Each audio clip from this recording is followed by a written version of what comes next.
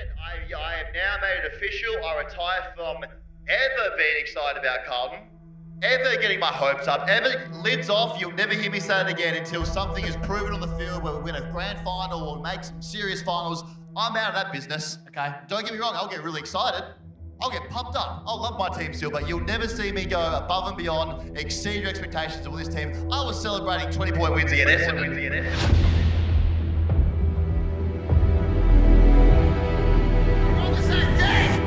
What are you fighting for? You won. The Pies fans got kicked out. That's a win in itself. We'll take it. We'll take any win. Now you want to fight each other? You're on the same team. The club's been saying you got to stick together. Stick together. This isn't sticking together. Okay, we need to come and be and find peace. Things are bad, yeah, but we can't be fighting each other. It's not a good look. Everyone else laughing at us. It's not a good look. Okay. You suck, Trent. You suck. I love your shit. Trent, you suck! You suck, mate! See you next year, TD! Can't wait to see the Saints!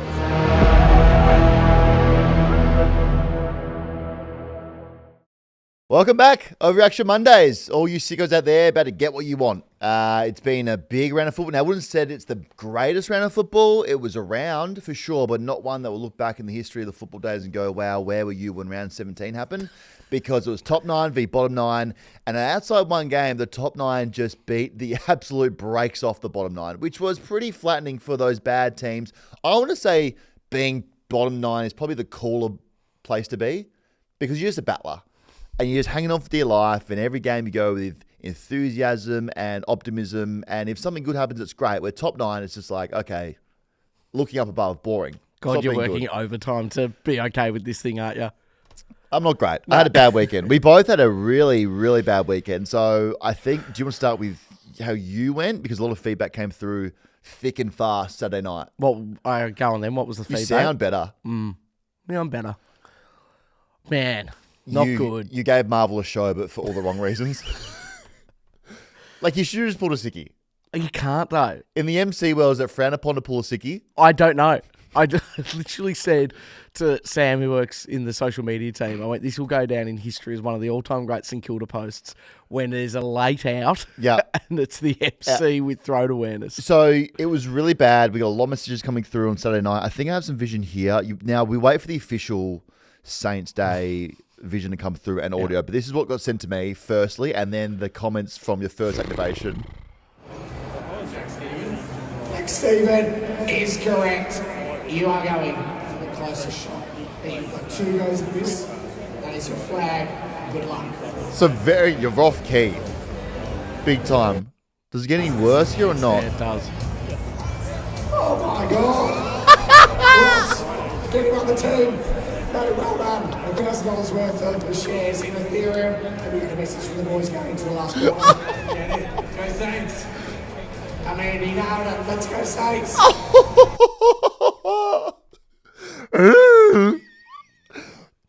I had a bad weekend. Man. You might have topped it.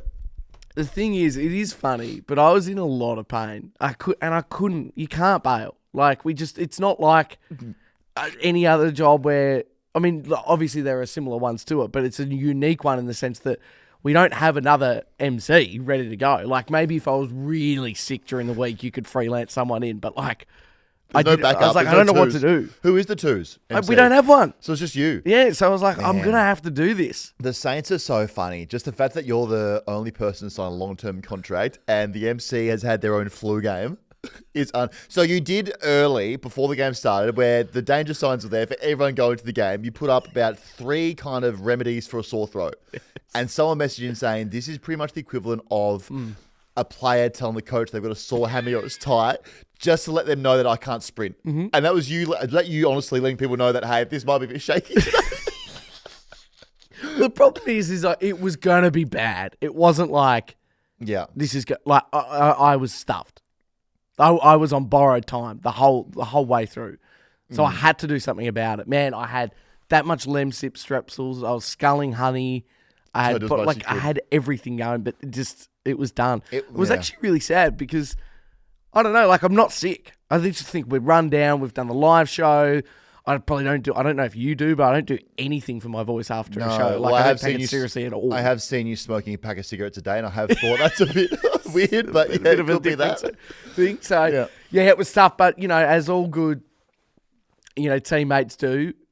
I don't care if I've got awareness. No. You push through. I will say I was good. supposed to do the post-match presentation that would have been broadcasted. I said absolutely no way in hell. Yeah. That would go down Horribly. so badly. Badly. But other than that, yeah, it was a pretty grim night. Well, good on you, because you showed a bit of heart and ticker, and that sets the tone. Obviously, you do as well. So the feedback came through. Said, these are messages. We've got the hotline later, which I'm sure will be full of people giving you feedback. They said, hey, Dan, just want to say I was out at the Saints game, and Ollie watched after the game and asked him for a photo. Oh, that's something else. You brushed him off that person. No, I know what happened there, and there's nothing I can do about that one. I was on the field, he was on the other side, and he was like, come over. And I was like, I've got to go to my next spot. Fair enough. So, no, didn't brush anyone off. This one here, I don't know if anyone has a video of it, but the 3-quarter goal kicking comp by Jingo, Ollie's voice was hanging off more breaking than the Westgate in peak hour. Oh, fantastic. Okay, normally you want to MC with a working voice. Yes. Pray for Ollie's voice. Any more here? Yes, there are. There were lots coming through. So, okay, so you had that. So that's how your week went. Collectively as a program, we probably had a bad Bit of a weekend. lull. A lull. I think we may as well address the elephant in the room for me. Mm-hmm. That photo of me in the Pies Guernsey is incriminating. Is it you? Looks like me. I'm not a liar. It does look a lot like me. AI is getting very, very advanced. Hard to get out of that one, isn't it? That one's very hard. I can't even really explain it. No. What happened there? It was obviously some things just happen in life, Yes. and you get caught. I've now learned my lesson that I cannot go out in public and do a gag No. because those things blow up in your face. So what happened? You just get swept up? I was in the Jameson bar having a great whiskey, 1, 2, 3, responsibly, and then one thing led to another. Next minute, I'm going up to the bar for another whiskey, and things happen where you end up in a Collingwood Guernsey. Yeah. For briefly, and then the internet lit that up. It was like a fuse to the internet. Jeez, did I cop it from everywhere? Even Collingwood fans said, get out of it. Yes. We don't even want you in it. You're a curse. So that wasn't great. That wasn't great. So the program, the brand has taken a hit this week for sure. And then on top of all that, I think a lot of people have come to the program today to see me be really sad. And for sure, I'm going to be really upset and sad soon. But I'm not going to take it to levels where I get angry because I'm so over it this season. I'm not going to do that again. Also, we've had a delayed start to the program because Apple make the worst mouses in history. Someone in the building said you don't need to charge them, they last forever. Then sure enough, we need the mouse for the program today, and it's flat, and the charging port is on the bottom of the Apple mouse. It makes which no makes sense to me. It's one of the worstly built things Apple's ever made. Because your traditional mouses that just have the cord connected, it's out the front. It's no sense. So now I'm angry about that. And sad. Just before we get into football, over the weekend, the NRL, NRLW, Try July. Unbelievable. AFL should do it. So Try July, where if you score a try in the NRL, the NRLW, Sportsbet donate $5,000 to the Australian Skincare Foundation. I think it's part of the NRL Hardship Player Fund. Okay. So if anyone during and post-football has any skin cancer or cancer issues, then the Sportsbet contribute to that and they can get sorted. Some of the stuff they're doing is crazy. There was one that I saw in the NRLW which was a bit wild to me, the milking one. Milking? Yeah, Canberra Raiders used to be called the Milk, partnership with Milk. One of the players got down on like all fours and then was milked from her breasts, and everyone's like, what's going on here? And then they had to put it all together, say, oh, they're actually not trying to, it's not like a weird thing, it's a Canberra Raiders thing. Oh. So that was a bit weird to explain, but it's really cool. I love it. Big week for NRL. I know we do football predominantly, but Origin's back. You know I've been getting heavily into the Origin. Blues. I need the Blues to just start winning. I need some kind of blue to win. Oh, absolutely. So I'm going to get around them hard. 8-10 game, I think it is. 8-10's a late start for football, especially on a Wednesday night. Yeah, that's tough. So what time will that finish? Because it's a bit quicker than a footy game, isn't it? Probably like 10 by the end of it, you'd say. You know I'm going to drink. Only human.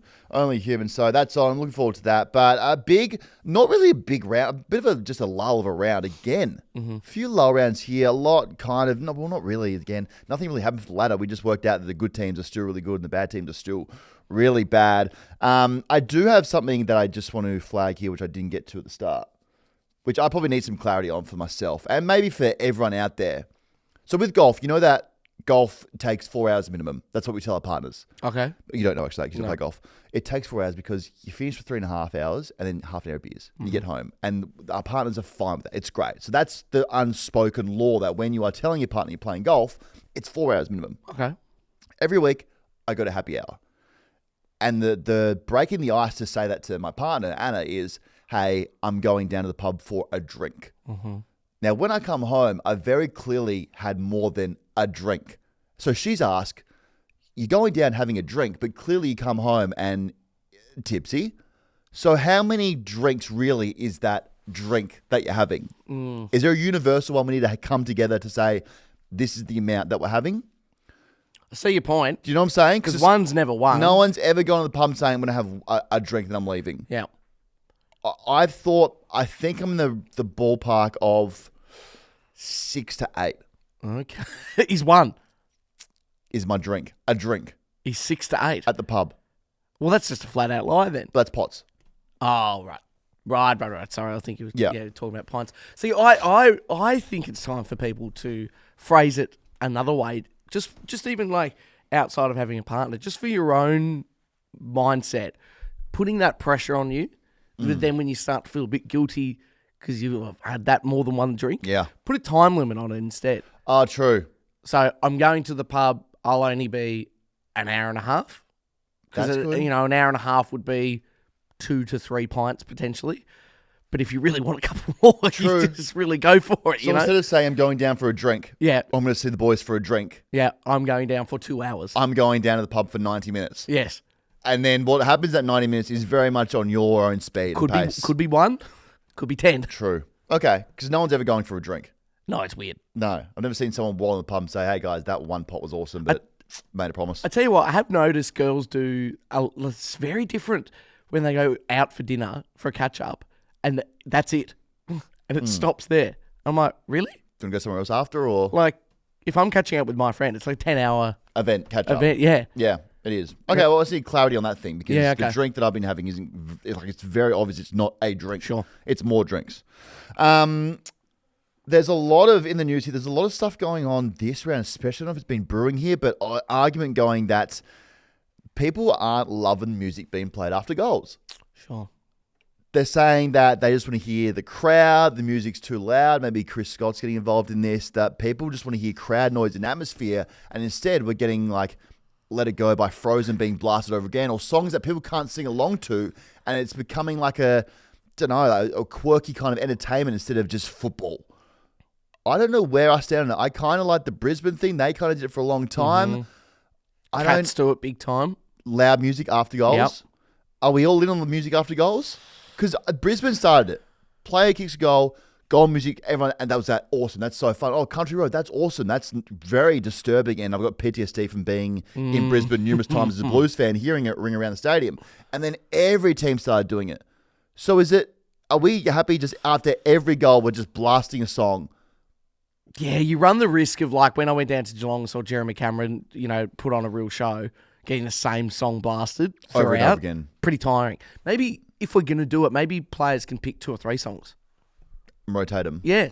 So if you've kicked a bag, we don't have to hear the one song. Need something different. It's just like randomly we're just playing. It's becoming, and we love the NBL, but NBL play music throughout. Yes, and now they people do, are going yeah. to the games in the NFL saying, I go to the games, I love football, but seems like every 3, 5, 7 minutes we're playing a song. Yeah. I just want to go there for the football and play the songs at certain times. Yes. I hear, but then again, how long is it? Is it a minute between goal and the bounce I'd say so. for the ads? Probably. Like, I mean, if I think about it on the weekend, Saints don't play songs, and after a goal, it is a bit like We don't kick okay, goals. so- There's that. Gotta kick goals to play songs, mate. those in glass houses, Daniel, I think you'll find. Low-hanging fruit. Yeah. You don't, It is a bit of a lull. Like, do you not play songs? no. So it Wow. is like, if you think about it, a minute. So we can fit a little bit of a sing-song in there for 30 seconds. Okay. It's big online. There's an argument going online where people are just like, we're I so can- done yeah. with music. So done with music. This story came up today. Ryan Penderbury, Scott Penderbury's brother, has been found guilty of bringing the game into disrepute. Now, I'm not sure what he's done here, but it says Ryan Penderbury, former coach of the Euroa Football Club in Goulburn Vale League, has been suspended for 7 matches after being found guilty of conduct bringing the game into disrepute. The AFL Goulburn Murray AFL GM Tribunal issued the suspension following a breach of Section 9.2A of the AFL National Community Football Policy Handbook, which prohibits actions likely to discredit the sport. The specific date of the incident, which dates back to January 2024, have not been publicly disclosed. Penderbury, who pleaded not guilty, has appealed the decision, citing potential legal errors or an excessive penalty. I have no idea. That's a lot of words. I have no idea what he's done, but he's brought the game into a bad place and now has been suspended. I don't know. What could he have done?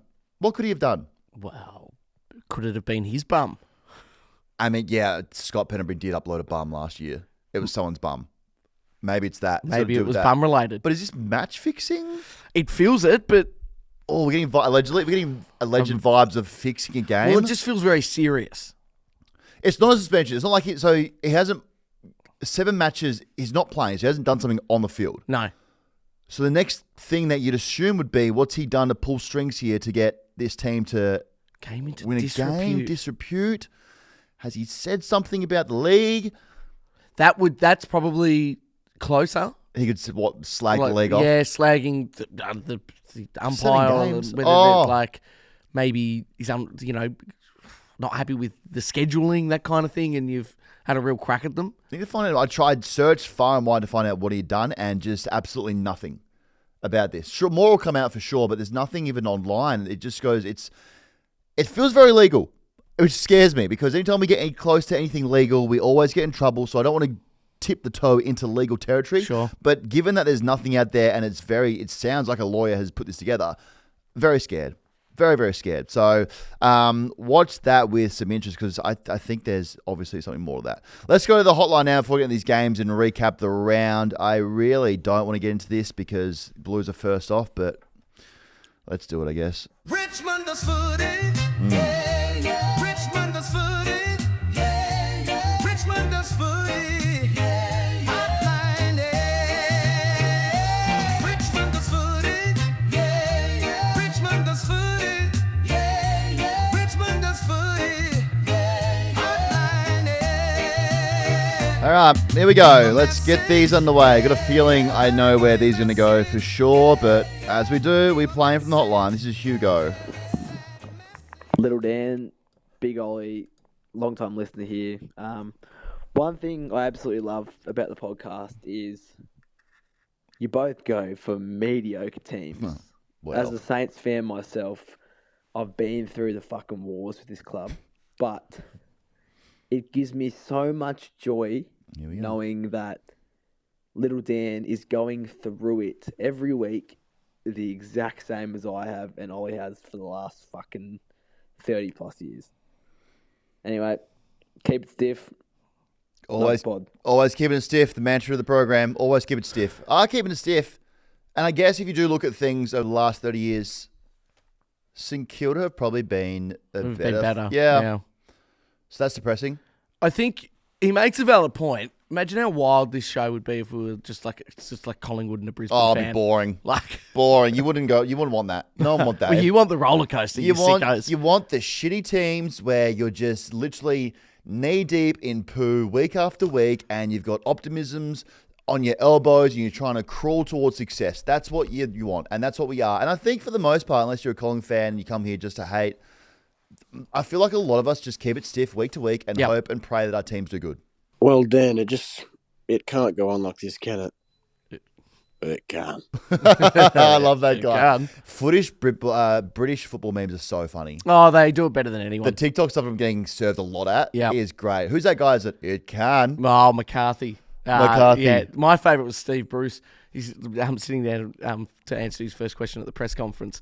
They ask him a question, and he's having a swig of water, and he goes, "How was the bacon, did you say?"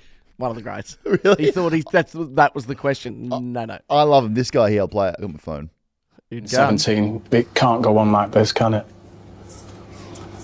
It can. Even the smile before he says it. That's how I feel really at the moment as a Blues fan. Like, it can't keep going on like this, but then you get to each round and go, oh, no, hold on, it definitely can. It's from Ed. G'day, Rich, Ollie. Just past 8 a.m. here in the great state of North Carolina. Oh, And I'll tell represent. you what, nothing makes a 5:20 a.m. first bounce worthwhile like watching the Blues get smashed from pillar to post. I can't fucking stand the Pies, so probably would have preferred that both of yous lost, but seeing the Blues in the dirt is still a pretty quality outcome. I'd wish you and the Blues good luck for the rest of the year, mate, but I really don't think I'd mean it. Thanks, Peace. Ed. Thanks, mate. Hope things are going there well there in North Carolina. So that's good. Good week for the hate watchers. Big week for the hate watchers, which is just so flattening. Sending as well. love as well to anyone overseas Hey, Dan. that goes for these teams and has to get up at 5:20 to, like, if you're a Blues fan, you got up at 5:20 for that, man. That's You just tough. wouldn't. If you're overseas watching Blues games, like you just wouldn't. Yeah. There was some guy I found out, I heard before, he was in Italy, and he's like, I don't know why I keep waking up for this shit. And I totally get it. Just go have a Hey, brew and Dan. ready. Hey, Ollie. Lethal. Just walking back from Marvel here, fellas. Go the Hawks. Go the Mighty Hawks.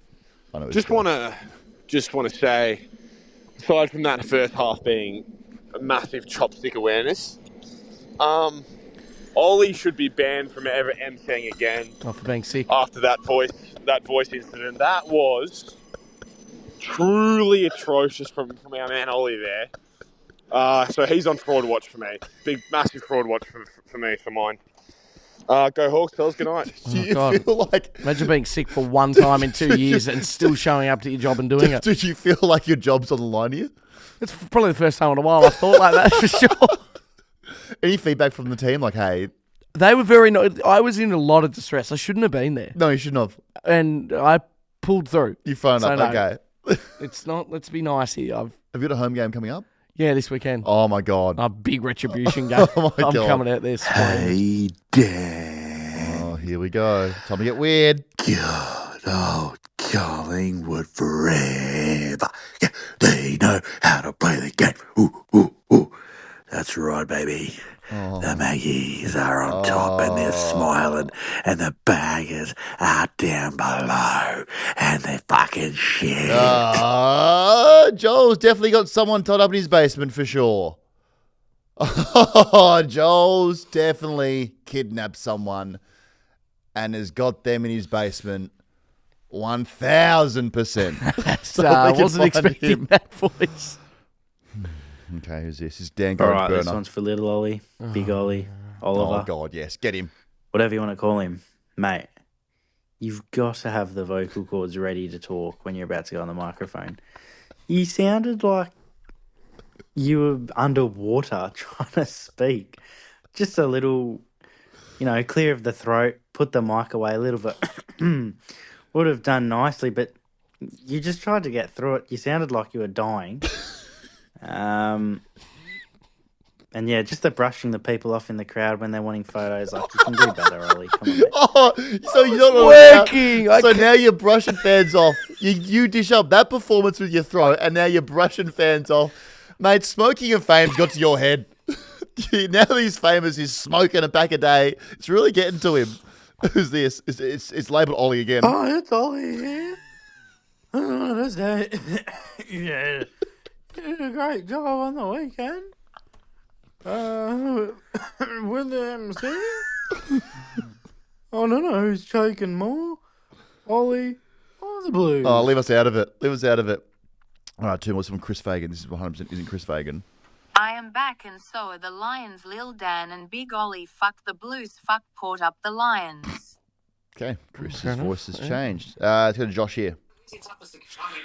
Ollie, obviously on the pingers before the show the other week, and Just sick. a skin full of beers before Nope. the 3/4 time activation this week. What the fuck is going on with you? Sick. Copped a lot of heat. Sick. Copped a lot of heat, but that's okay. Like the football, actual football. Oh, Hear that? that's not well. Serious voice awareness. But a week is going to be a long time in football for you. That's a redemption game coming up. And we're on Sunday as well, so it's just that little extra weight. Jeez, you're on big redemption arc watch. This You're is- shooting to give the fans something. Man, that Red Rooster activation won't know what hit it. I'm going to come out swinging. But now you're in a risk. If you go too hard, the voice might go again. I won't talk for the rest of it. Once we've done, You're done. Friday's pod, That's it for the weekend. Put the not vocals on talking. ice. Yeah. Alright, if Mongrel Boots were a footy player, they'd be your big, no-nonsense ruckman who never misses a contest, built for contact, goes all day, and somehow still plays in round 24 with 2 busted knees, like me. Played with 2 busted Achilles in round 23 and kept going because I knew, you know what, I need to be built like Mongrel Boots. These boots are built for endurance with tech that helps you go longer without feeling like you've walked 40k through the sand. You've got air zone comfort system, cushioning every step, the roller sole to keep your gait smooth, and the tough-sided sole that grips better than a midfield tagger. The zip sider makes it super easy to get them on and off. None of this wrestling match I don't like when I put a boot on and all of a sudden, I'm going 3 rounds with my left boot to try and get it off. Don't like that. Zip Sider makes it super easy to get them off. And also the new K9 range, which you have to check out. That's when you don't need safety toes, but you still want to look tough at the pub. The bottom line, if your feet are doing the hard work, they deserve boots that make it better. Find your perfect pair at mongrelboots.com.au. Proudly Aussie made. All right, let's recap the round. Unfortunately, let's start off with Friday night. Wow. Blues, 8-11-59, Pies, 17-13, 115. Now, I had hopes for a better response, and I sat there, and it kind of felt worse than it ever has been, to be completely honest. The whole game was just fucking awful.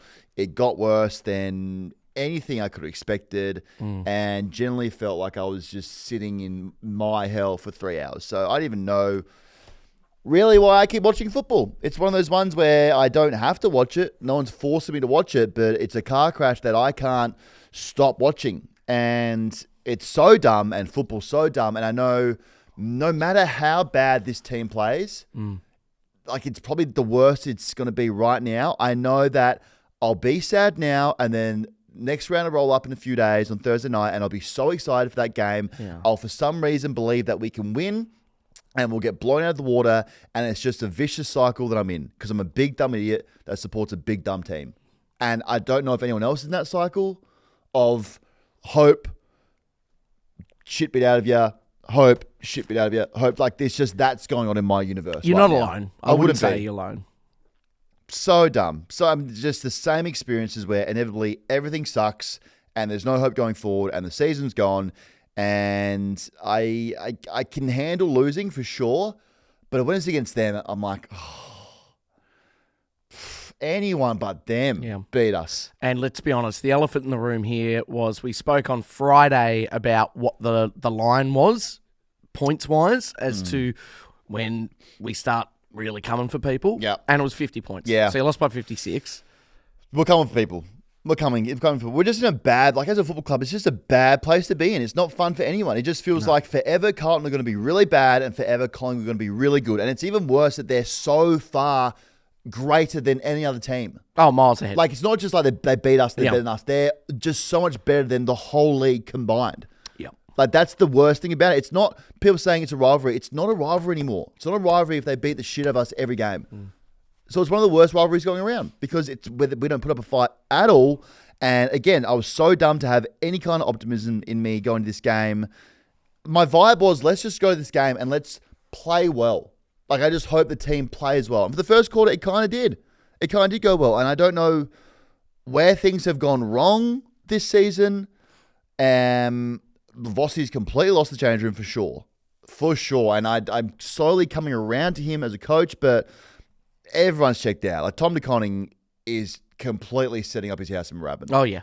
He is checked out. And I kind of get that. I can't blame him when someone's throwing that much money at you. I kind of get that you check out. But other players, like, where's our 2-time Colin medalist gone? Charlie Curnow. Like, he rides bikes to games after he's been subbed out doing an ankle a couple of weeks ago. Then he's rolling out high fives pre-game to Collingwood defenders. Like, we hate each other's guts and you're giving them high fives. Have a bit of dog in you. He doesn't take contested marks anymore. I tell you who started taking contested marks. Nick Dacos. Took 2 of them. So he's at 3 now? Yep. Got a taste for him. Oh, Jesus. Nick Dacos got a taste for contested marks and he likes that taste. It's unbelievable.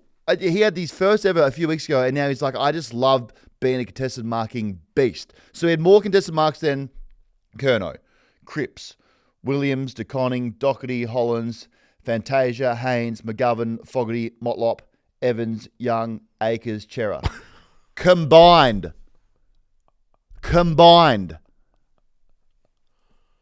Nick Dacos is now taking contested marks. The league's in trouble. He was already very good. at football. Now he's adding contested grabs to his game. Bear in the square. It's over. It's over if Nick Dacos is now a contested marking beast. Yeah. What's next? He wants to do hitouts? He's going to be Max Gordon in the ruck, is he? This guy's a freak, some kind of unicorn. Our team's so shitty. It's so no one chases, no one tackles, no one has any pride. It's just whatever our shitty game plan is, it's just bad all over the way. Even if Michael Voss does have a shitty game plan, he as a player was competitive and he tackled. Yeah. And that was his go. So surely he's instilling some of that in the players as like a baseline of what to bring. The players aren't even doing that. So he's lost the locker room. He's lost the change room completely. I don't even know what happened at quarter time. I have no idea what happened. It felt good for a quarter, and then Collingwood did something clearly, and we just did nothing. Again, a team that does nothing. Like, nothing is good. The play that summed up our season was when Ashton Moy had the mark on the 50. Maybe he's going to kick a goal there from 50. Braden Maynard spoils it, picks it up, hits McStay. McStay was from 60, and it's a goal. And that's just where that sums up what the Blues are at the moment. So I have no idea. Then they cut to Vossi, and Michael's not even in his coaching seat. He's on the steps in the box. Now, I don't know. He looked like the coaching intern. I don't know why he'd ever sit there. But he's defeated. He's so defeated. I really feel I'm coming around to it now after being very, very hard on him. I feel bad for him now.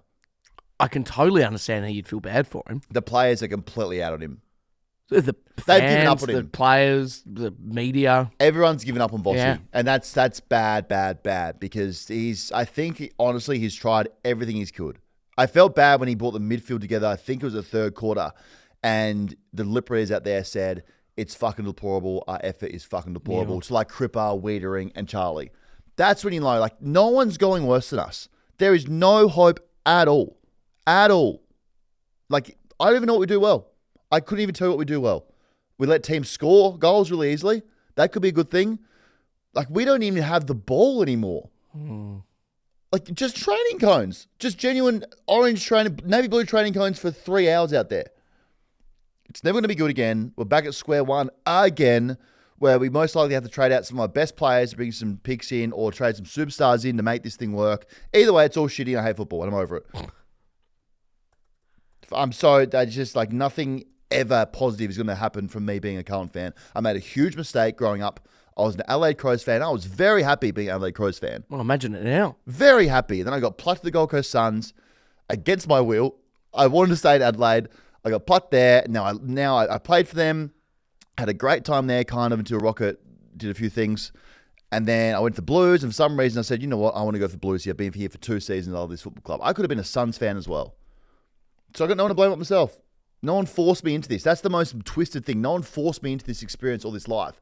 I put myself in there, and I can't even take it backsies. I can't change teams.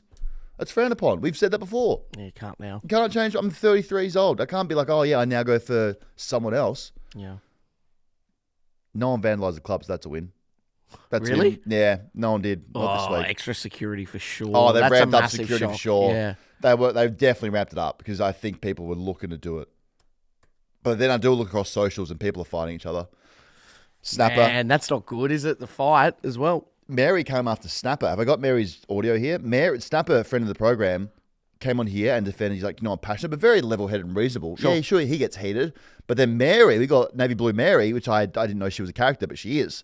She took to the radio, I think, before the game to have a go at Snapper. And this is before the bounce even started. So now we're just eating each other alive here. Positive person. So, yeah, I think we're doing good. We'll be fine. How have you handled, though, the talk back and the fans? And, like you've said that you've seen off air, you've told me you've seen the glory days and these are the tough times. But how have you managed that with the fans and the outrage? Well, look, footy is a passionate thing.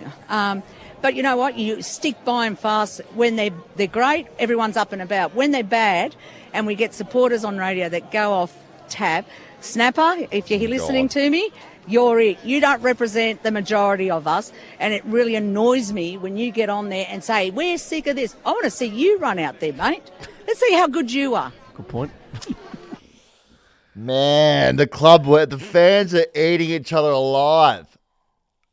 I don't know how you fix it. I honestly, I look at this whole thing, I have no idea how you fix it. I don't know. There's even fans fighting each other in the stands. Like, everything has gone to shit. Everything we even built is on fire. It's completely shit. No one's even acknowledging it. It's just like a stick together. Vossi's trying his hardest. The players are completely out. So I'm over it. We're at the fuck it. Let anyone who's on the team playlist.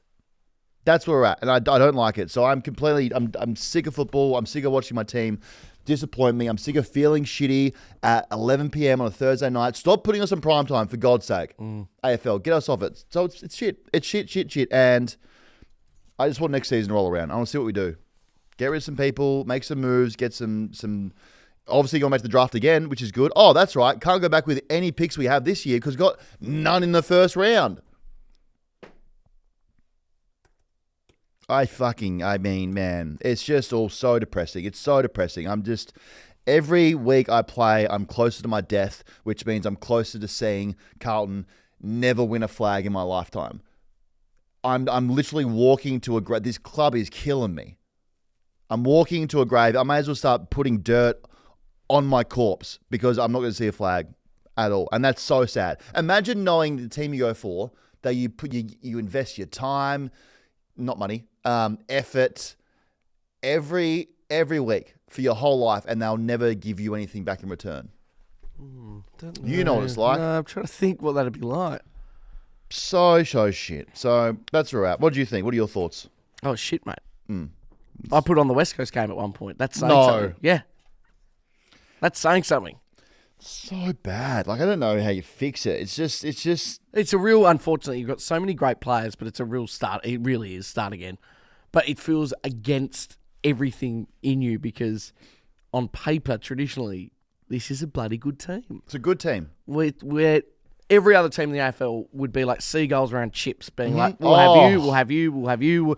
Like, you've got some really good players. That's the thing. That you're deadly right. We are a corpse that's dying, and seagulls are coming to pick us off. And we have to let it happen because we've got no draft picks. We now have no future plan. We don't even know if Michael Voss is the guy. So we're going to lay there and take it while we get picked apart. It's sad days. It's really, really, I don't know. We've got Brisbane on Thursday night. That is going to be, you know what? We're in the territory of a 4-goal loss could probably save us. And make us feel a bit better. Yeah, we're up. That's as good as it gets. That's the only thing that's going to make us feel semi-good about maybe this team is a 4-goal loss to the Lions. Wow. It's bad. Idea for the Pies, I like seeing Tom Mitchell play. Oh, yeah. The fact that he's back, I like him getting back into foot and looks good as well. One of Brownlow. Yeah. Great player. Bring him back in the team. As I said, Nick Dacos out of this world. He keeps doing crazy shit that I haven't seen before. He probably wasn't winning the Brownlow until 3 weeks ago. He's definitely winning the Brownlow now. Okay. For sure. So... he's so nice as well, and that's not an annoying thing, but because he plays with Collingwood, he's so nice and he's great at football. So I respect greatness, but then I go, you play for the enemy, and I hate that you do that to me all the time. They're so good. They're doing it without Bobby Hill, Schultz, Bo McCreary. Like, I wouldn't want to be a Pies fan. I'd never go for it, but I'd like to know the feeling that they're going through right now, knowing that they're so clear on top of the ladder going in September. Like, that must be a very, very good feeling. Yeah, being able to look people in the eyes. Also, great to see our man Ollie playing a few games now as well. So that's really positive. Yeah, that is good as well. So I like that. I like them as well. But they're playing. I hope they get steamrolled, really. But the chance of them getting steamrolled in the finals is becoming slim and slim because they're just so good. And then they get 2 home finals now at the G. Like, they won't leave Melbourne. No. So that's bad. Also, why has every Collingwood player after 30 just become really good again? Good point. Penalbury, Sidebottom, Jamie Elliott's a freak. I think he kicked the most goals he's ever kicked in his career this season. Really? Already? Yeah. Wow. Yeah, he had Mitch McGovern. Then Mitch McGovern was doing so poorly on him, they had to throw Mitch McGovern forward. Ooh. It's not good. So we're just at the point where now, as a community of AFL football lovers, no matter who you go for, we just have to look at the facts. And the facts are that Collingwood are going to win the flag. And we have to start preparing to be okay with that. Like, mentally start acknowledging that it's going to be really shitty to see them win a flag. But when we get to that grand final, just accept that it's going to happen and let it happen. That's where we're at. I fucking hate Carlton. I really, really do. But again, I'm in the cycle, so I'll roll the sleeves up and we'll go again and we'll watch the circus unfold on Thursday night again because that's what we do. So by Wednesday, I'll feel very optimistic about our chances to win a game. Okay. And then Thursday roll around and it'll be 30 minutes in the first quarter and I'll feel absolutely horrible about myself. Is it Thursday night? Yep. Oh, great. So Friday morning pod too, so that's fantastic. Oh. That's awesome, isn't it? Good. Awesome. So Feel Good Friday's ruined. Fucking 56 kilometres as well. You know I have to run 124? Well, you can't do that. I have to. You can't. I have to run 124 kilometres. I do. I just have to. 124. Sorry, have you heard anything about the Legends game at all? No, not really. Because I've got to run, and if that's probably going to be time up to like running 124 Ks, if I am in the game. Yes, you would need your coach to be aware of that I'd sort of thing. need just very much like you with the Strepsils, letting everyone know, hey, if I don't kick 5 here, it's because I've had to run an the problem is we don't even ultramarathon. know who like the coach would be, so you can't even. Yeah, I don't know. I'm excited. I think we've been in good form. Have we? I mean, your voice probably. If we're not getting selected, I'm blaming your voice. Good news is I feel like I've had my winter sickness. Yeah. Like I'm pretty good now. Yeah. I mean, I think we should get it. We deserve one. It's not often you say you deserve selection at match committee. Very arrogant. I like it. But I have asked manager Eddie if everything okay, if you heard anything. I haven't heard a lot back. I've also I've asked you to call me numerous times that day to make sure Telstra's working. It's very Phil Olivetti. It is, yeah. Yep. So I've also got 3 other phones with Optus Yeah. and Dodo as well, just to make sure that the lines are clear. If one goes down, they can still reach us. They can still get you, yeah. So that's good. Keep an eye on that one. That would very much be, if I'm in that game, personally, that's my retirement game. Yeah. I didn't get one playing for the Blues, which is weird. That is weird. Even though they asked me for one. No, that's wrong. They asked me if I want to do a retirement speech to the Blues. Very, very different. That's right. No, they asked me if I wanted to. You dickhead. After Yeah, no, they 26 did. They said it. That They was said- right. No. After 26 games, I said, I'm done here. I'm just completely over it. I did my hip, I think, and I wasn't playing. And then I made the decision the week going to the last round, and they asked, do you want to do a speech to the boys? What did you say?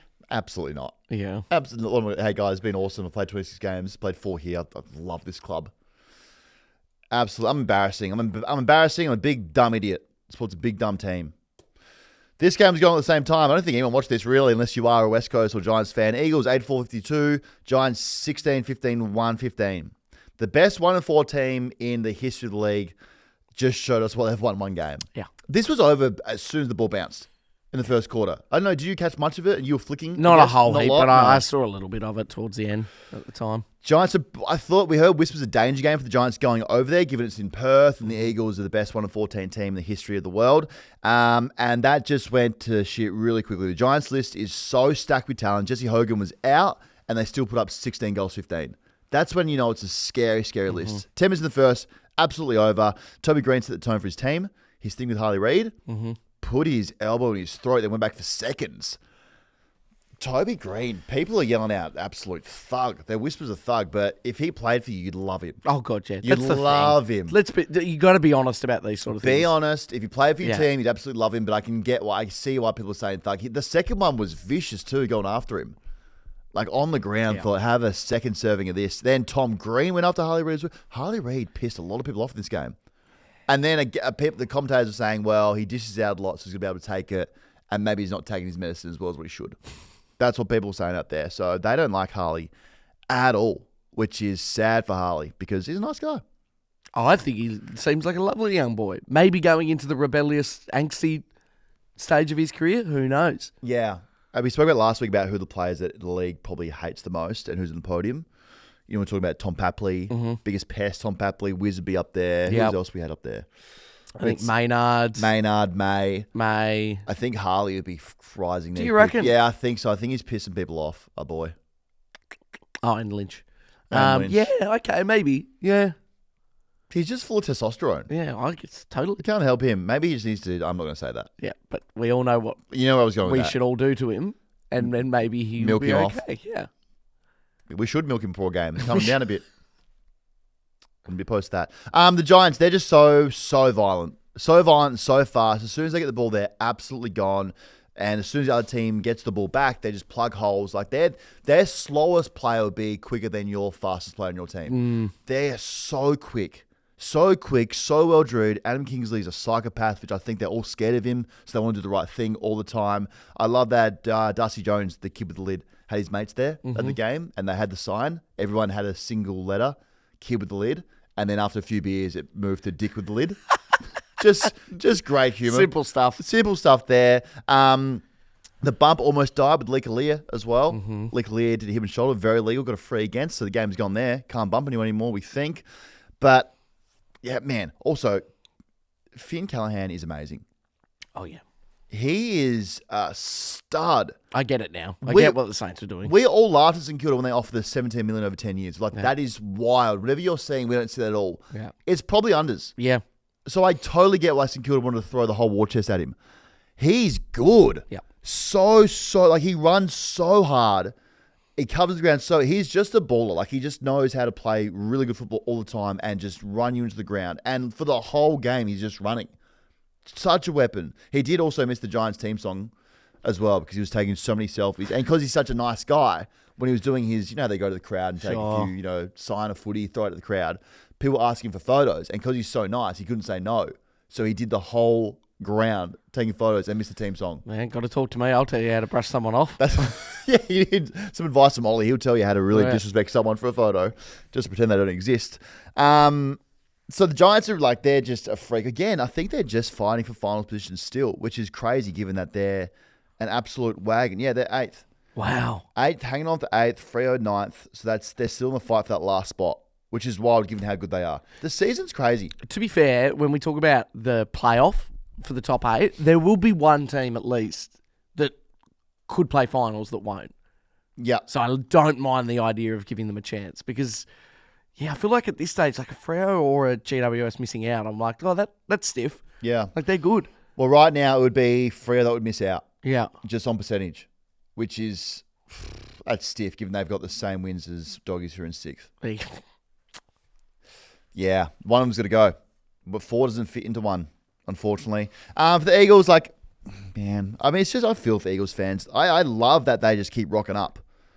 I love the fact they go to games knowing that they're going to get their absolute asses handed to them, get the shit beat out of them, and then keep going. That's loyalty. Yeah. And they're very polite. I don't feel like they're like the Blues fans where they want to riot and vandalize. They just accept what's happening, and they keep moving. Yes, they're aggressive. Can be passive-aggressive sometimes. A bit passive. But they're not crazy, let's burn the whole building down crazy. Well, I think with what they're going through, it's an easier pill to swallow when you think about the success they've had. True. It's okay. They will burn it down if Harley leaves. Rightly so. I think that's the one thing that will make them take gasoline to the building, for sure. But anytime, they just are what they are. They're going to have some games that are competitive. They're going to be a really not hard team to beat because they're 1-14, but a team that will maybe surprise a few teams in the back end of this season again because they're the best 1-14 team in the world. But anytime that they lose, they need to find a bright spot in their team. Normally when you do that, you go to the stat sheet and you just find something as a team that's getting beaten up on that makes you feel good as a fan. And that would be Job Shanahan. He's good. He could be a guy. He could be a real guy. Keep the couple. So I think he's one that you go, okay, this is going to be a bad season. We've got Harley. Let's make Harley very happy. And we've got Job. So let's just make sure that that's our shining light for the season going forward. I do feel that the Eagles don't like their captains. You really just don't like both their captains. That's a fair assessment. Which is very strange for a team, a fan base, not to like their captains. They obviously don't like Oscar because he was having meetings in round 3. What's wrong with Liam? I have no idea. I'm not across the Eagles community that deeply to know why they don't like Liam Duggan. But every time I hear an Eagles fan talk about their captains and Liam Duggan, they'll say, yeah, shouldn't be the captain at all. So Eagles fans should tell us why they don't want Liam Duggan to be the captain. Please do. So, Eagles fans, just hang in there. Just hang in there. McWalter has nothing to work with, really. It's a skeleton forward line. They're just some young kids.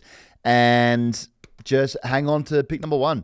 Hang on to pick number 1 for dear life. That's very exciting. Cooper Duff Tyler. He is out of Calder Cannons, a ruckman. Don't know if they need a ruck. Yeah, probably. Is that a position they'd fill? Yeah. I'm trying to think. I mean, anything would help at this rate. Yeah, I don't know if they'd... See, taking ruck pick 1's wild. Yeah. I feel like those days... From Victoria? Yeah, again. This one happening again. They got Williams and Flynn as well as their ruck. So that's a risk taking a ruck in itself, let alone an outside WA ruck. Yeah. Or they can take Willem Dersma out of Gippsland. You're not taking anyone out of Gippsland, you're not taking. Nah. That's a long way from home. Yeah. A long way from home. So they got to look out for some WA talent down there. So hang on for dear life. Eagles fans, that's all we can do. Then we went to Super Saturday. Essendon 74, Suns 115. So the Suns are now officially ready to lose their virginity.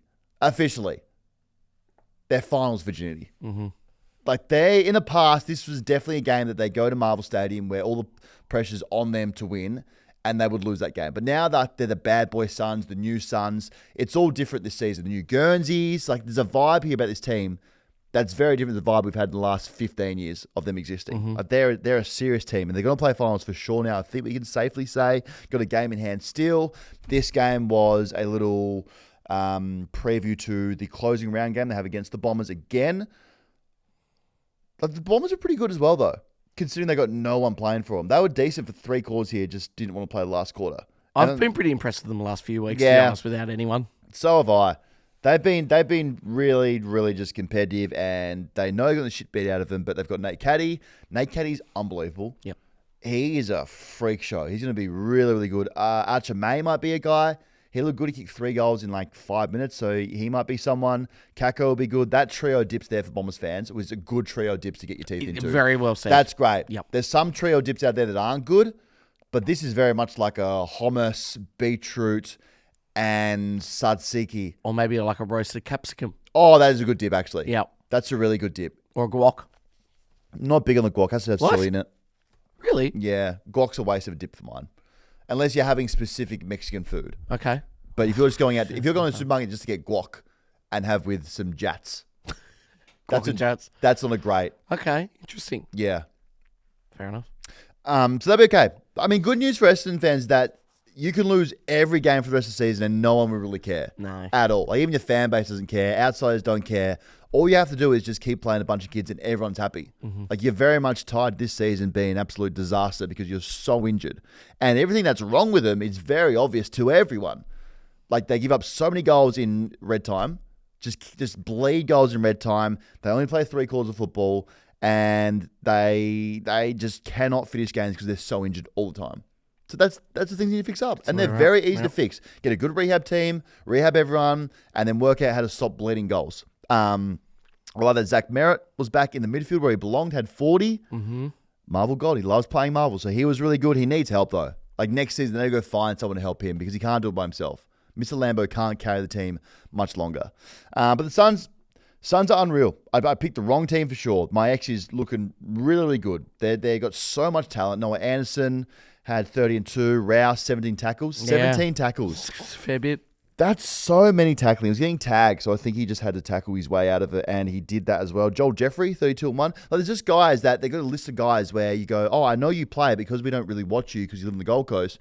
We choose to ignore that. Your team's really, really good. And they're really good. And Dimmer just goes to clubs and he starts winning. He's been great for this team. He's probably been their best recruit of all time. Gaz, that's a good argument. I think I'm with you. Do you reckon Dimmer's It's taken it to the next level, hasn't it? So Dimmer has been a better recruit than Gary Ablett Jr.? I think he has. If it wasn't for Gaz, though, I think you would have struggled. We would have for sure. We'd made it work. People say that Gaz actually handcuffed. Maybe. Developing. So he's been so good. I love Dimmer. Dimmer's got a real attitude now. His press conferences are so unhinged. He doesn't care. Comes with zero filter to the press conferences now. And maybe that's his ploy to make everyone understand and know that the Gold Coast Suns exist, which I kind of rate. But also, this is a guy that deserves and has the right to He do does. it the way he wants to. Yeah. If you win 3 flags, you can go to any press conference and just say fuck you to everyone. Yeah. And that's okay What with everyone. response have you got for What are you him? going to do? Yeah. What are you going to do? So he's good for them. He's good for the league. Now, he gave the Pies a massive drive-by during the week when he was defending Matt Rao for making too much contact with the umpire again. At centre bounce especially, he said, if it leads to a suspension, look out from our point of view, the 3-time premiership coach said. I know with the Gold Coast Suns, and don't get me wrong, Matt Rao is a superstar, but if this was spoken about with Nick Dacos, Collingwood would tear the place down. Let's sit there and understand what we're talking about here. No, why he said fuck me for the Collingwood. Just went after them for no reason. God. So, and then Matt Rao continued to do it again this game. So the big thing here is, I don't know if you've seen it, Matt Rao keeps doing this thing at centre bounces where he's lining up behind the umpire. Umpire bounces the ball and they have to clear out running backwards. Matt Rao's behind him, and it's got to be a tactical thing where he has his opponent on his shoulder and tries to cause separation by the umpire coming back. Pretty smart tactic. But it makes sense. Keeps making contact with the umpires, and the AFL said if it happens again, he's getting suspended. So now Dimmer is on a warpath that if anyone dares suspend Matt Rao for making contact, he's going to burn the joint down. Man, can I say I love football. It's so funny to me how much of they threw the toys out of the pram, the Gold Coast Suns, with Ross Lyon's comment. Oh, you still angry about the Nepo Baby stuff? Well, no, I think they are. and then all of a sudden they do drive-bys very much similar. Yeah. And it's absolutely play on. Yeah, I no. find it all so funny. They're okay with Just it. hypocritical. Like, I love it. You've got a real vendetta against the Suns, don't you? It's a real rivalry. They've got one against us. It's a rivalry. You guys hate each other. Fuck it, why not? Do you play each other again or not? I don't think so, no. Okay. I love also, I think the no fucks given energy is rubbing off on Matt Rao. Because Yes. Matt Rao had his post-game interview and he just didn't give a shit with the way he answered the questions. Here we go. Sarah Jones had nothing for him. The umpire contact that's been spoken about during the week and the fact that you're up there with a few against your name, did you modify your game style at all? Because it did look like at centre bounce you were still lining up reasonably close to the umpire and you did have a couple of close calls. Yeah, no, I haven't changed anything. Did Dimmer talk to you about it and modifying it at all, or you're just going to keep doing you? Yeah, and I just kept doing me. Yeah. Just nothing to work with. That's really like I cannot be asked answering any of these questions. That Stop sounded asking like me the stuff. worst first date you've ever been on. Ever. That's tough. Just Well, like- you're an MC. You know what's tough when no one gives you anything back. Oh, horrible. Because you're planning, I've got 20 seconds here at least to at Yes. least think of something or something comes out of that response. Correct. I can then say something. When you're getting that back, that's very hard to Yeah, work not the with. dream. Very hard. Then Nate Caddy almost had, he ran through an umpire. Yeah. Like, just destroyed an umpire. Then Brad Scott had another go at the umpires in his press conference. There was a collision there with an umpire. Are you concerned at all about that incident given the new penalties? No, not at all. The thing where the umpire contact, I said during the week, is mostly coming from ball-ups. I've lost count the number of times I've approached the AFL about moving the umpires out of the corridor. They sprint into the corridor and they stay there, and that's clearly where we want to get the ball. That's a good point. He does. And even when I was at the AFL, I tried to move them out of the corridor and they still wouldn't move out of the corridor. So, we've been at them to move out of the corridor. And the last response I had from Steve McBurney was just pretend they're invisible. Sure. Yep. Well, he wasn't invisible, and unfortunately, it took the wind out of Nate Caddy. It took 15 minutes to get him going again. So, whose fault is it? Certainly not Nate Caddy's, and particularly given that we've put this on the agenda to move the umpires out of the corridor, and they just refuse to do it. Man, the response from the league saying just pretend they're invisible is unreal. Just pretend the umpires are invisible and then they won't have a problem there. Isn't it just, you can see it in your head, they're leaning back on their chair in the office, having a cigarette and a whiskey going, pretend they're invisible. Yeah, just no shit's given up. They do sprint into the middle like a lot. God, how passive was that Yeah. wave? They sprint in, and that's just He's where we need to pissed get off. it. They are always seemingly in like the play in the worst spot. It does all make the a good time. point. All the time. Like Nate Caddy's one, he was so far off the ball, the umpire just ran to his path. Like, yes, have some awareness. Like, one is wearing fluoro green. Sure. So I get that. But both have some awareness that maybe head on a swivel, work it out. But the umpires just get in the way. So these two coaches hate him, hate the umpires as well. Some stuff happened here in this game, which is hilarious outside the scoreline. Mac Andrew did a lot of weird things. He always does something. It's like Mac Andrew's always doing something. Sure. So either something really good, like winning the game for you, or getting in a fight, or like for this game, he jumped over Peter Wright and pretty much put his ball sack on Peter Wright's head. Now that is my new number one most disrespectful thing you can do at a footy field. When another man places his nuts, not on you, on the top of your head. That's the most disrespectful thing you can ever have happen to you on a football field. Just the effort to place your nuts on someone's head. Yeah. That's where we go, okay, that's across as like a code of AFL. That's probably too far in terms of things that you can do. So he put his balls on Peter Wright's head. Peter Wright just accepted it because he couldn't do anything about it. And then Peter Wright, like moments later, had a snap on goal, completely bowled Mac Andrew in the goal square. Yep. Mac Andrew does a lot. But I love him. Yep. I love him a lot. That was a bizarre moment. Just even him and Rioli looking at each other like going, nothing you could do. Nothing you do. So, Suns are serious. I look forward to seeing them it'll be fun seeing them in finals. Yes, it will. Like, it really, wherever they play, I don't think they'll play a home final. You don't reckon? Do you reckon they I know we're so far out from it, but could they sneak a win and get back to people's first choice? Let's have a look at the ladder. What is any finals predictors out there right now So that has them? Seventh. Yeah, I think they'll struggle.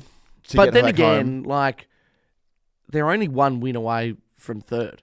Well, they've got one in hand as well. There you go. They get a top 4, they're a chance to do some damage, I think. If they can stay in the Gold Coast as long as they can, I like them. Absolutely. I don't like them outside of the Gold Coast at all. I think it'll be a straight... Or Queensland? Because there's potential of taking on the They Lions. could have, maybe. I mean, it's emotional Q Clash. They love a Q Clash. Man, finals Q Clash. How good would that be? That'd be big. Okay, so I'm saying they could win one on the Gold Coast and maybe Queensland, but if they fall outside of that state, they're in big trouble in the finals. Then down the road, so this Saturday, it's tough. It was tough. Yeah, it was really tough. Tough. They all just went one way. They were also one-sided. We had Geelong 124 to Richmond 52, and as our friend Jackie said on socials, Geelong players like farming, fishing, and winning. That's all they do. That's all they know down there. They just continue to win. They started the game with the most shithousing move of all time. They play the songs, obviously the team songs. When you run out, Geelong, Richmond run out, and their song is on level 1 of volume. Really, really quiet. And then Geelong run out like level 14, just blasting through the speakers. So that's a little mindfuck already. Yep. Geelong the Masters is just fucking with you in like slight ways that just throw you off a little bit. Like laid outs again. Baz laid out. Again. So I don't know what's going on with Baz, but this is the 3rd time he's been laid out again. So something's going on. Now, I think that he's been punished for something for the league. I don't know if the Nosebeers comment, if they're angry at him and have said, we won't punish you with consecutive games out, but you will serve this suspension by being laid out 3 times. Really? What's going on? It's a bit tin hatty. Well, it is, yeah. I'm getting very much the senior vibes, but it's like, what's going on here? What was the reason? I don't know. But did it say? No, I don't think so. I think so. Or he's just really sore because he was winning the Brownlow 3 weeks ago. Yes. And I think if you're winning the Brownlow, and you probably know you'll win the Brownlow, then even if you are sore or slightly, everyone's sore. You're just playing. Yeah. So someone's forcing him out. I think allegedly. I don't know what's going on, but I do know the Cats, are really, really good. Really, really good. It was always going to go one way this game, even more so when Sam Lawler did his hamstring in the first minute. Oh, man, poor that was bugger. sad. That's so bad. I feel for him. I feel for Tigers fans because he's their shining light and that he was out. It goes, okay, season from hell. Luckily for him, though, he can sing. Did you see his thing on TikTok singing? I did, yeah. Man, he's got some serious vocals. I think I've got it here. Guy can, when footy's done, he might be our next bloody Lee Harding. Oh, Madeline, how you been? I've been waiting around to die again. Oh. I saw all your friends. You weren't there. And there's a picture of us holding up a picture of our favorite beer. That's nice. I'm trying to slow down this year. I can't hold it like we used to. And I ain't never felt lonely as I do tonight. That's great. I like he can sing. I got the same haircut as him as well. What a bastard. Yeah. Some guys have it all. Far guys have it all. Like can play football, can sing, and has massive balls. Like, why did God give him the 3 best things in the world? Yes. Why did I get none of those things? You got some of them. I don't have big balls. No, I didn't say that. I can't sing. You could play. Football? And, you can hold a note. What do you want me to sing? That? Can you sing that? Hey there, Delilah, what it's like in New York City. You're miles away from home, and girl, tonight it looks so pretty as you do. See, I think what's happened is, Layla's got, like, a lot of those 3 things, and yours has just been sprinkled out. Yeah. So you've still got them. Yeah, I do. Like, sometimes my balls do look big. Yeah. And then I can sing occasionally. Yes. I chimed in with a haven't you people ever heard of closing the goddamn door? No, it's much better to teach these type of things with a voice of sense of originality. There you go. And then for 26 times, you could play football. So hype man, that's what I need. I've got you. That's what I need. So Samuel's got a nice voice and smooth balls. But they're so bad, the Tigers. Outside that, they're really bad. Outside his balls and his singing ability, the Tigers are really, really bad. It's going to be tough because rebuilds notoriously are very tough. Like, they're not fun things to do. That's why Geelong don't do them. Geelong got to look at a rebuild in the flesh and just it convinced them and made sure that they're making the right decision by never doing it by watching what the Tigers are doing. Yeah. Like, Tom Lynch, that's how bad they are, the Tigers. Tom Lynch had a better first half this game than he did last week and didn't even play this week. That's how the Tigers are going. And as soon as Jeremy Cameron kicked his 700th, well done. 700 goals. Yeah, Huge. well done, mate. Huge. Everyone just kind of switched off. It felt like both teams, like the Tigers kind of put the cue in the rack, and so did the Cats, because they're like, Tigers, don't need you. Got to do some farming later. Don't really care about this. So, Jeremy Cameron, 26th most goals in AFL history. 27 more, and he passes Wayne Carey on the all-time list. That's so many goals. So many. And he's probably, again, one of these crazy guys that gets to past 30 and goes, I think I can get better. And got to win the Coleman. Has he won one before? I'm sure he's won a Coleman for sure. He would have.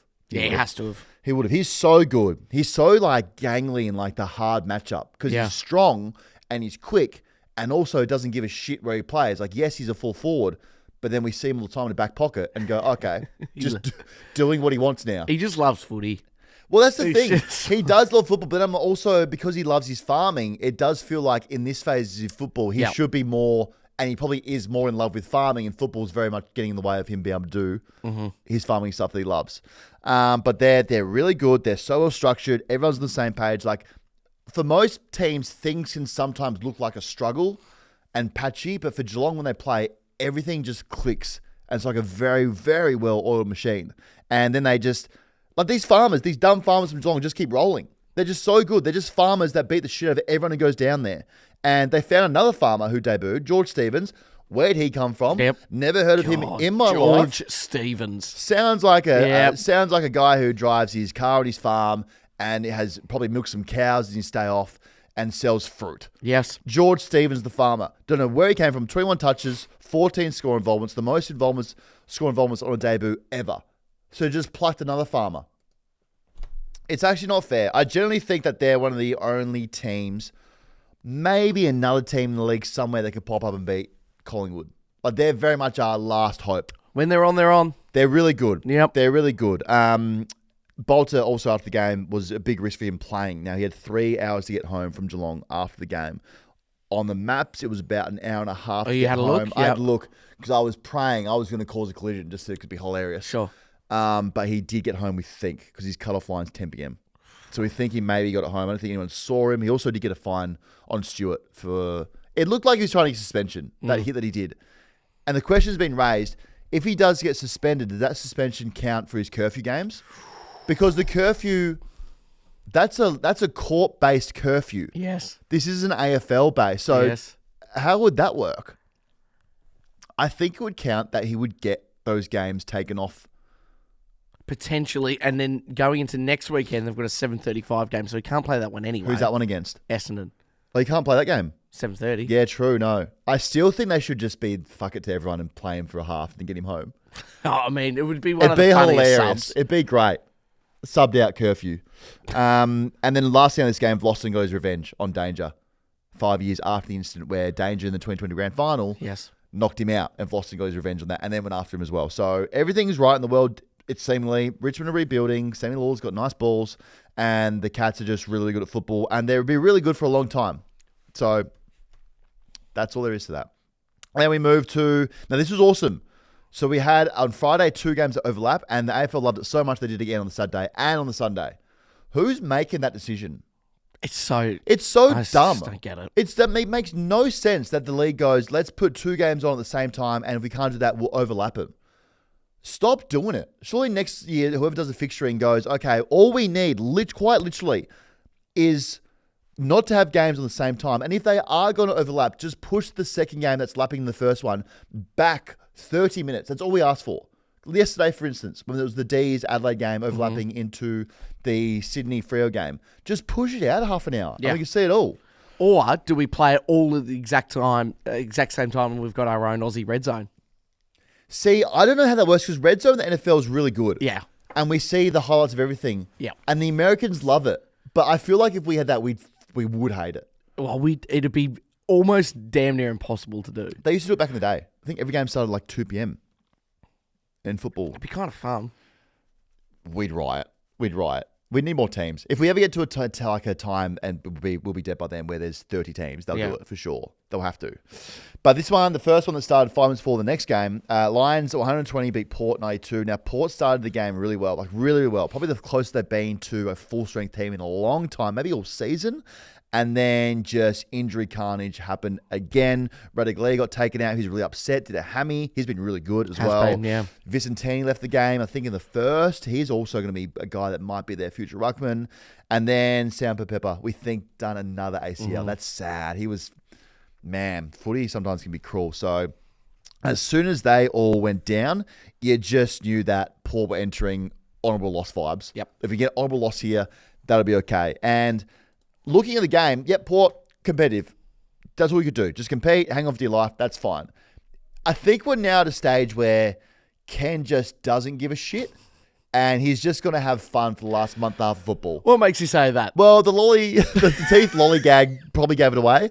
That happened when the camera cut to him with the fake teeth in his mouth, lollies. Man. Hilarious. Also, second quarter, down by 20 points, and he's doing lolly gags. That's where I'm like, okay, I generally think that when he's doing that kind of thing, he's in don't give a shit mode. I'd love to know more about where Port fans sit on that because I loved it. It was great. But I can imagine if I was down in a game that felt winnable at the time and he was doing that, I don't know how I'd feel. No, I dare Vossi to put some fucking teeth in his mouth. Could you imagine? Even a snake. Ken, weirdly, it just feels like because Ken is leaving, he's the only coach in the league that could do a lollygag. Man. And everyone be okay with it. School's out for summer for Yeah. Ken. It's real just like, it's your teacher rolling in a movie. Yeah, it is. Like, It's sub-teacher rolling in one of those TVs that's bolted onto the cards and going, I don't give a shit about the rest of the season. Of Mice and Men, put it on. Yep, let's have fun. Hey, it's the fourth term. We've got 2 weeks till Christmas. Don't give a shit. I'm not marking shit. I'm not even watching tape of the review of the game. Maybe he's given the keys to Josh Carr. Yeah. And just said, look, I'll still front the media, I'll still do stuff, but you can take control of this thing. I really just want to do lollygags and drink like a shitload of Pepsi. I totally understand that feeling. I think because he's notoriously been on the bench coach. Yes. And now he's in the box. Yes. More lollies and Pepsis in the box. He doesn't give a shit. I actually love so much he doesn't give a shit. Like, I'm big on those vibes. He could light a cigarette. That's his next thing. That's his next thing. Last few games, I want to see Ken just sit there and just light one up and be like, that'd be awesome. But as I said, they were good with what they had. That's all. There's not much a lot to this game. They were really good. They got so injured. Ken's just a vibes guy for the team now, and they're probably just going to be. They could be a spoiler team potentially. Yeah. Port, I think, absolutely. like Sydney, I think they've got enough pieces there to be a spoiler team, but they're just setting themselves up for next season when they start the Car, and then Car gets to look at everyone who could be a guy and that he can use for next season. And for the Lions, like, again, a game where I sleep on the Lions once again, and I probably don't pay them enough respect, and I hear it from all the Lions fans, but it's crazy to say that a reigning premier is going on the radar. And they're second on the ladder. Yep. Because they've just been good for so long and being at the top of the ladder that we just take for granted what they're doing and how good they actually are. But also maybe, correct me if I'm wrong, are they really blowing away teams? Probably not. Not really, no. And so it's not really front of mind as to, well, Jesus. No, yeah, true. Like, they're gettable, it feels like. That's why they're under the radar. But I think defensively they still need to work some stuff out. It's not even their back six, but just maybe their mids putting pressure on. Like, their mids are all very much ball. Sure. So maybe that's why when other teams like Port here scored, 90-odd? 92.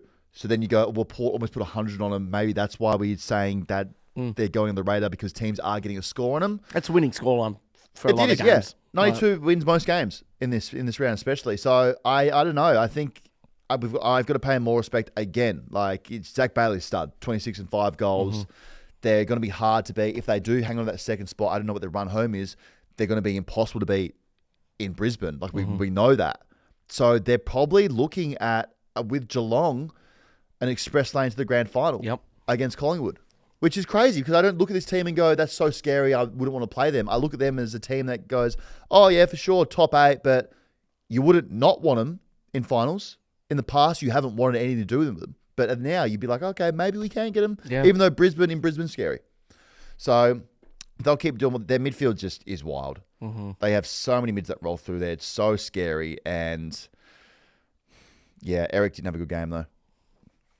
Eric might be in the cutting block. We need Eric to have his generational game soon. He hasn't had one since Gather Round. I was convinced it was this Yeah, weekend. so was I. He needs to do something. But Charlie's back in form, which is good. Yeah. Charlie's back in form. It seems like they've got some pieces like Big O's playing VFL or getting held out of the team. So they've got some pieces that come back in this team. Well, I mean, they do have the Blues this week, so maybe it's maybe that's his opportunity. And they actually like Marvel Stadium. That's a scary thing. They will come to Melbourne and beat the brakes off us. Man, Lions fans turn out in Melbourne. Do they? Absolutely. Fitzroy? Yeah, they turn out. That crowd would be pretty shitty, I reckon. That's not going to be a good crowd Thursday night. No. I reckon Blues will win that game.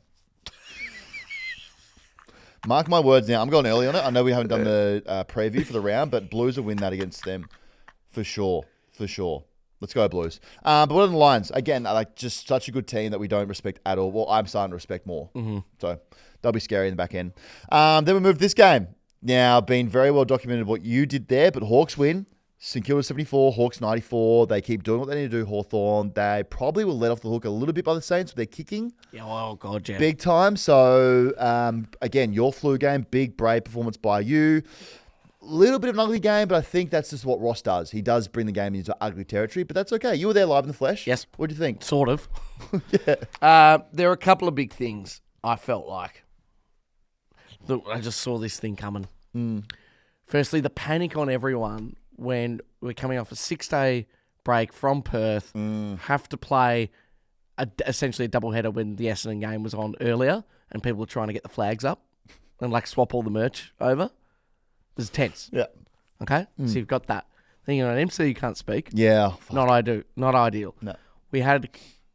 I will say this was a little bit weird. We did have these dancers dressed up as mirror balls. Having a disco outside. Why? I don't know. Oh, God. And I was concerned at that point. But I'll tell you the moment I knew this thing was over. Yep. At a St Kilda home game, you can't speak about him, but I will. Nick Revolt. Oh, I can. The moment. I will. The smother, right?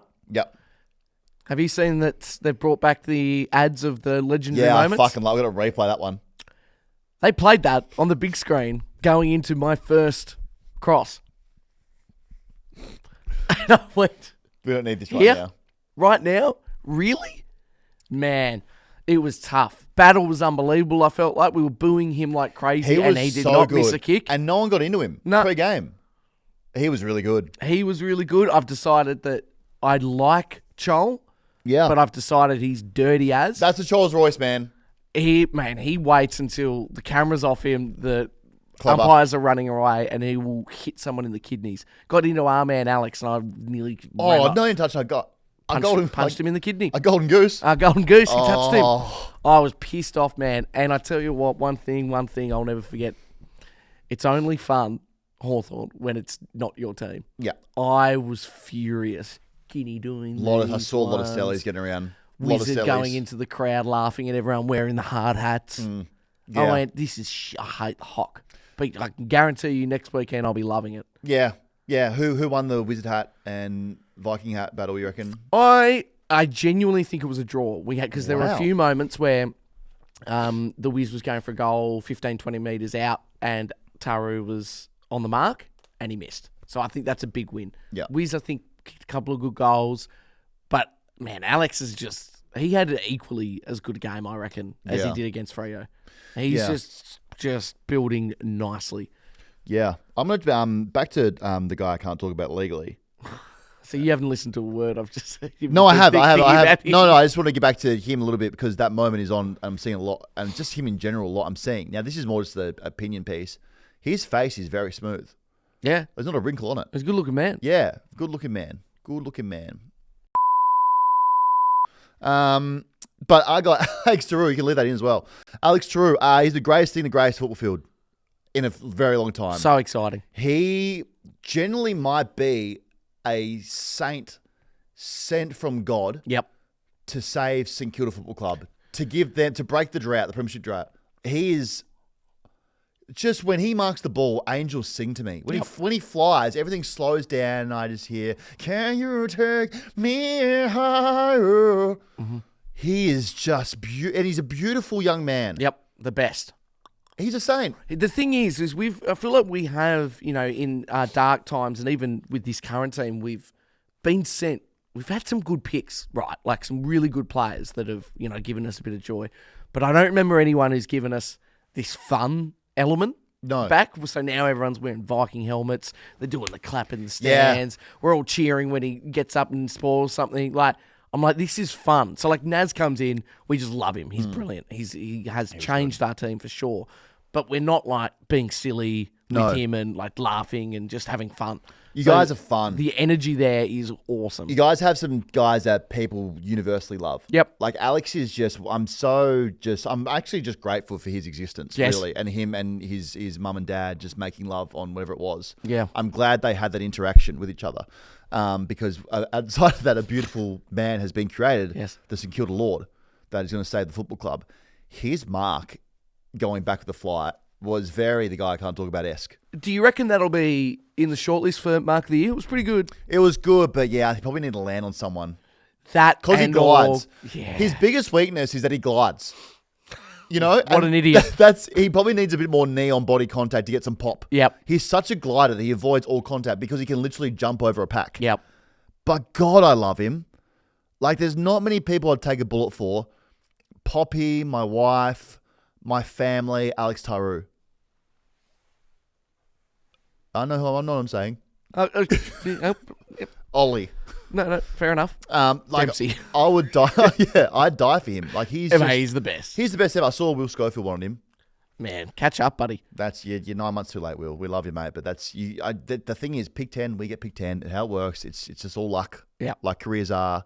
So you got to go with. I'm not sure what pick he was, but you got to go with that picking. That's your thing as well. So I'm glad we have him. It's sad that we've only got another 6 weeks with him. Oh, do we though? You know. Nah, we continue it. Yeah. I think now we've got him. I think once we have pick 10 coming up this year in the draft. Once we get a pick 10, that's a bit like Daniel Grange. I think very much we drop them. But anyone that's a god, like a godlike feature, and we can see potential, we reinvest in that. So I think we got to have a conversation. Smart, yeah. Maybe bump it up to gold. Well, we are one or two behind him, behind a platinum. Who is platinum one? We'll buy him out. Yeah. I think we need to stay on board We need this journey all of with them. him as well. So he's an absolute god. Max Hall. Yes. The guy who can't park under Marvel Stadium because his car's way too big. He's got, I assume, some kind of spring system in his Hilux. There's huge mud tires on it. I don't know where he parks. We've got to find that out. It's more the aerials. That's the big concern. And the aerials. Because he's trying to talk to Jesus in heaven with those things. He is a serious player. We flagged him a couple of weeks ago. Yep. I think I did. I think we said he looked busy all the time. Yeah. He's now busy. 27-3. Fuck, he's good. Coming to his own a little bit the last few weeks. Mid-season draft last year. He can play. Yep. He can play. He's so energetic, just a big ball of muscle. You spoke about it before, Wangani Miller. He was a problem. Man. He's going to haunt Sam Mitchell in his nightmares and his dreams for a long time. Sam Mitchell even said that. Nats had 43 with 1,000 metres gamed. Sam Mitchell after the game said, we scoured him. We tried so many things. We just couldn't stop him. Even when he was on the bench, we were worried about him. Shit, that's a compliment. That's a great compliment. Yeah. When Sam Mitchell saying it about you, Yeah. he's so good. Oh, he is. He's so good. What an absolute freak show. So the Saints here, they're building something. It wasn't terrible, was it? It wasn't terrible, and I know maybe Saints fans have got into, and I totally get it, that you just celebrate mediocrity, and that's fine. Like 20-point losses, you're like, oh, that's okay. I'd probably do the same thing. That's where you're at. Yes, where I'm at. But like you're slowly building to maybe in a few years you start competing again and maybe breaking a drought. Mm-hmm. I don't know if Ross the boss will be there for that, but the next coach that takes over will get a very good team in his hands for sure. So that's something to be celebrated, I think, Saints fans. Absolutely. At least. As you said, Josh Battle Revenge game is really good. Yeah. And no one got into him as well. So also kisses dad on the lips. Lip kisser. Have we spoken about kissing dads on the lips before? No, I on this think that program? was with your ex. No. Oh, did we? We might as well talk about it again. Oh, by the way, Saints fans did the bullshit chant.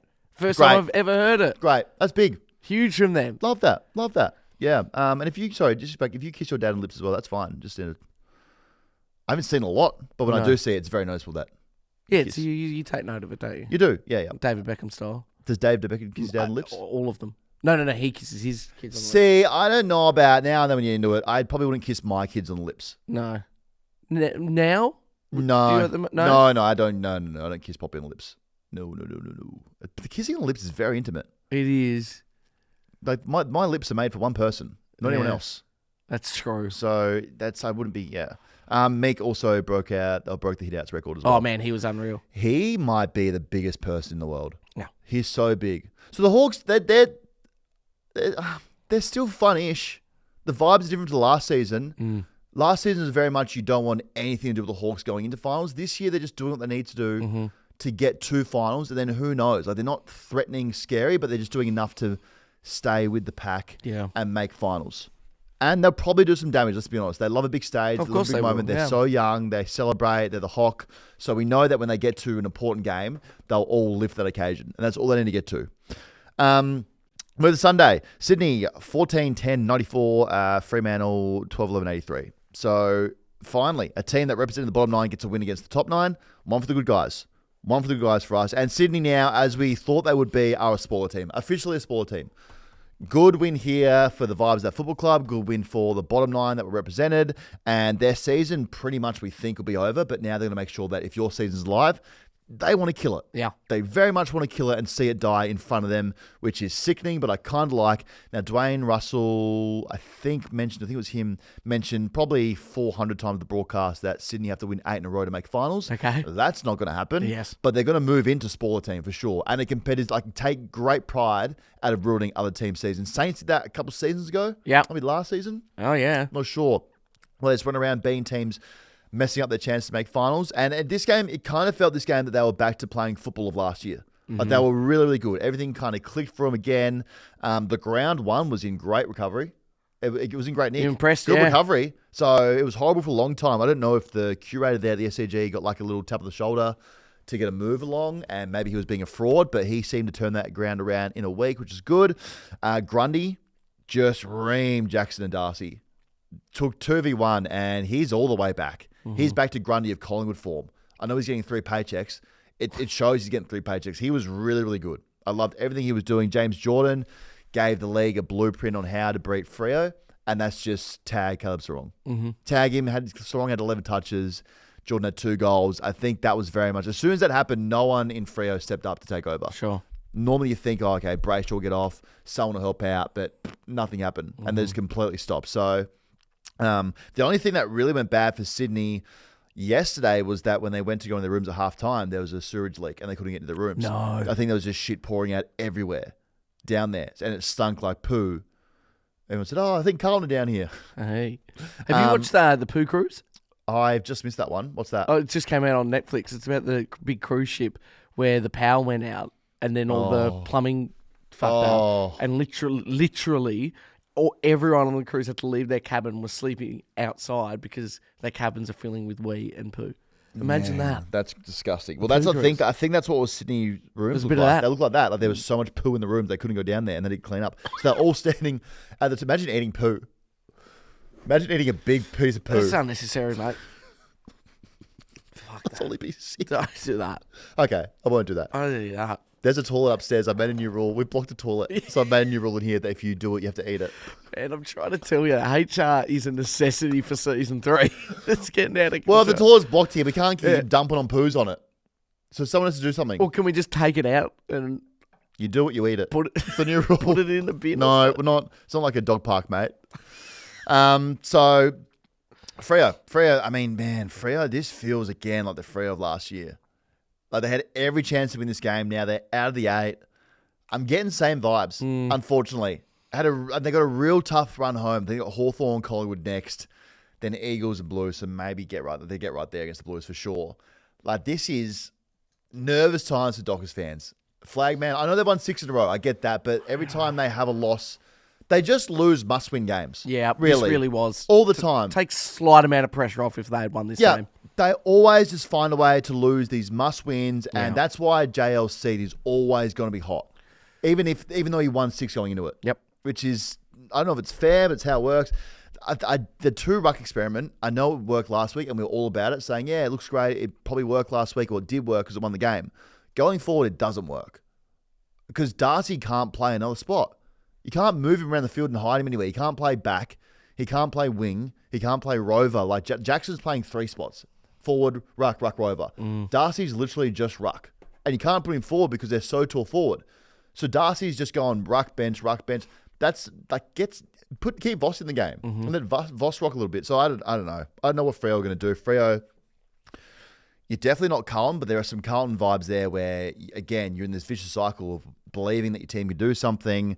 then being proven right that your team can't do anything, to believing again when the round comes around, to once again being like, oh yeah, we stink. And maybe we're not going to do anything. If they don't make finals, man, we can't hype them up again in preseason. No, ever God, again. no.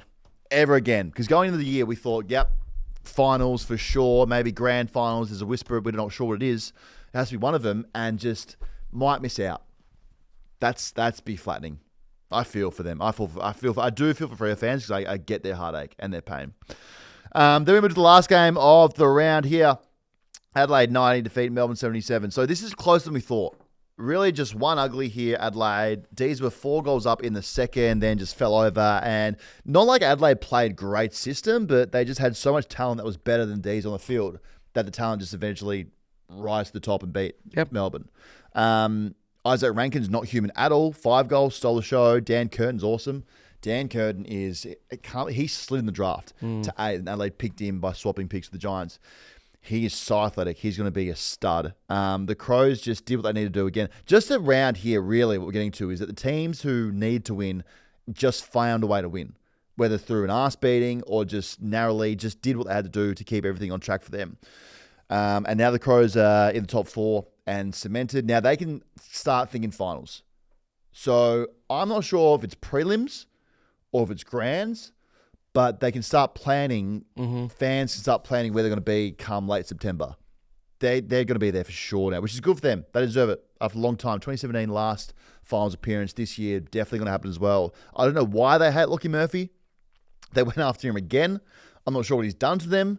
Another one that Crows fans can explain to us, but every time he's in the team and as sub, there's a lot of Lockie Murphy hate watch going on. I did, one of my mates was telling me about it. I will forget the name, but from what I can gather, he's obviously not performing the way that Crows fans want, but he's also holding out a spot for someone coming through that they really want to see play, who's in the twos.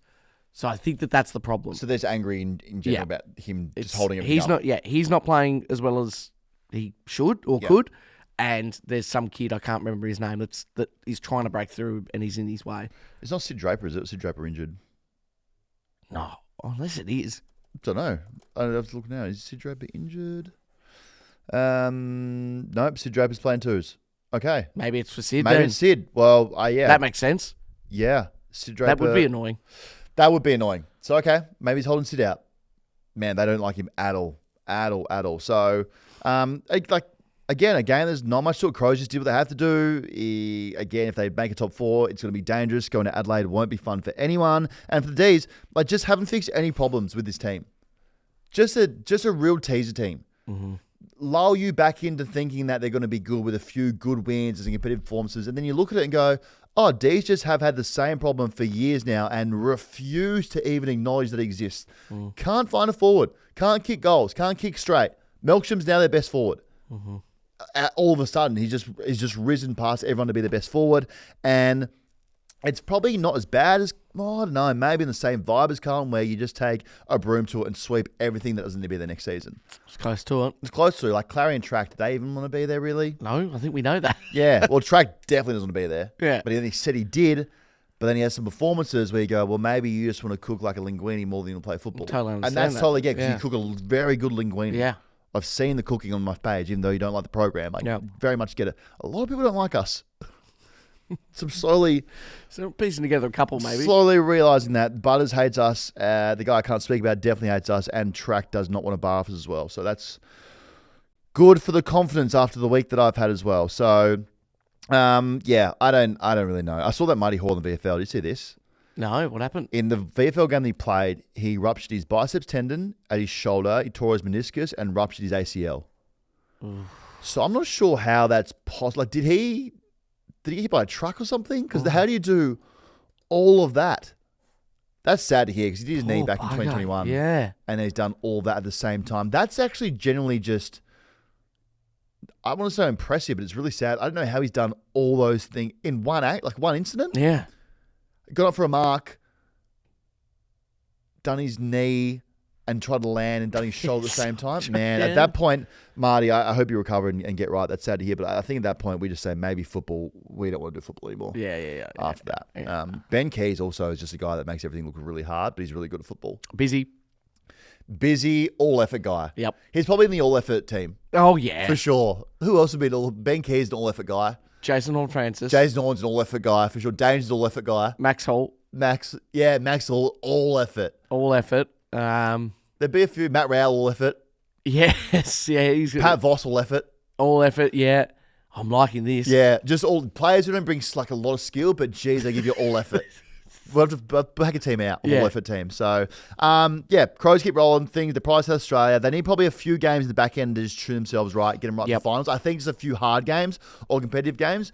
But this round was a round where it was just very straightforward, more of a formality round. Nothing too exciting, but one we get through now, and we look forward to round 18, which we'll unpack on Wednesday. And there's some good games here. Suns, Collingwood. Love that. That's big Friday night. That'll be great. That's huge. There's some Doggies, Crows. Doggies, that's good. Crows, Giants, Cats. Oh, we're back here. Yeah. Oh, we're all the way back. Dockers, Hawks, Melbourne North, maybe not. Okay. Saints, Sydney. Okay. Port. Okay. Sunday's not great, but Saturday's Friday, pretty good. Saturday, we are so back. Friday, Saturday, we are very back, and we'll be back on Wednesday to unpack it with you all. See you then.